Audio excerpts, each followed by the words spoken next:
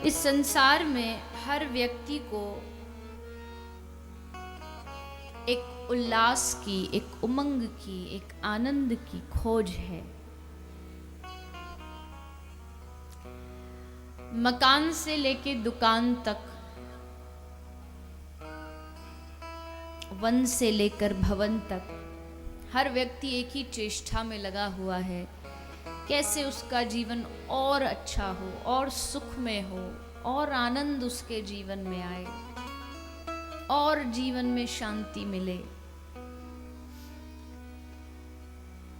जीवन के हर कर्म का लक्ष्य यही है। अगर हम धन भी कमा रहे हैं तो उसका भी कहीं ना कहीं एक लक्ष्य है कि ज्यादा धन आएगा तो मैं आराम से रह पाऊंगा, मौज से रह पाऊंगा।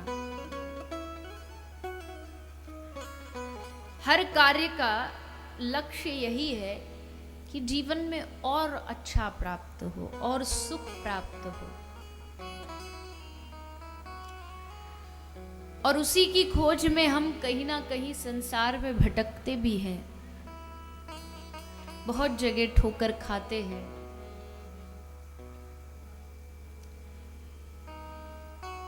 अपनों में सुख देखा लेकिन नहीं मिला, लगा कि शायद अच्छे घर में सुख होगा तो वो भी नहीं मिला।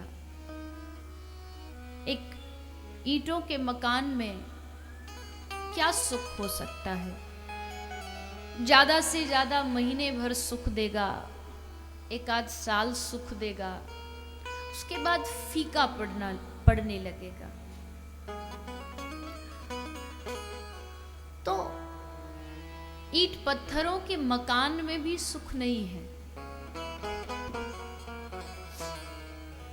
मेरी आयु तो बहुत कम है, आप सब यहाँ बहुत बड़े उम्र के लोग भी बैठे हैं, अनुभवी लोग भी बैठे हैं।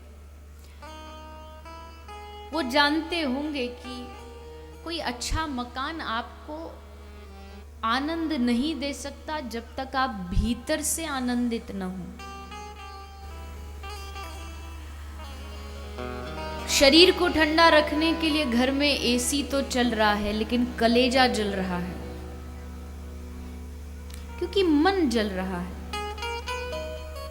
इसलिए वो बाहरी ठंडक भीतर तक नहीं जा सकती, केवल शरीर को ठंडा कर सकती है।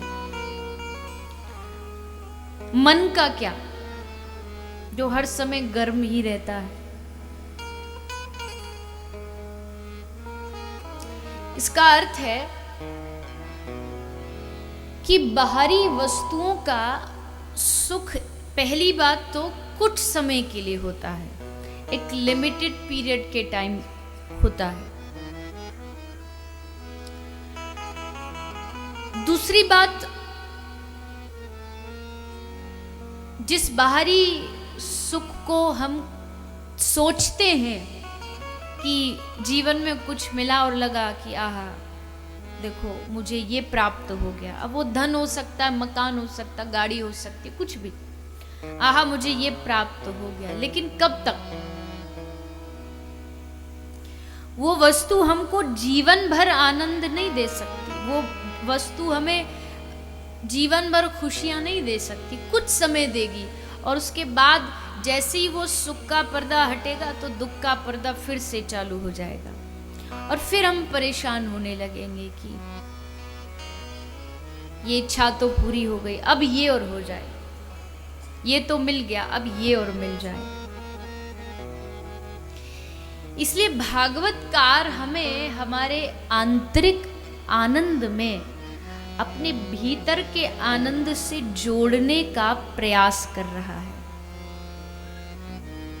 बाहरी सुख परिवर्तनशील होता है।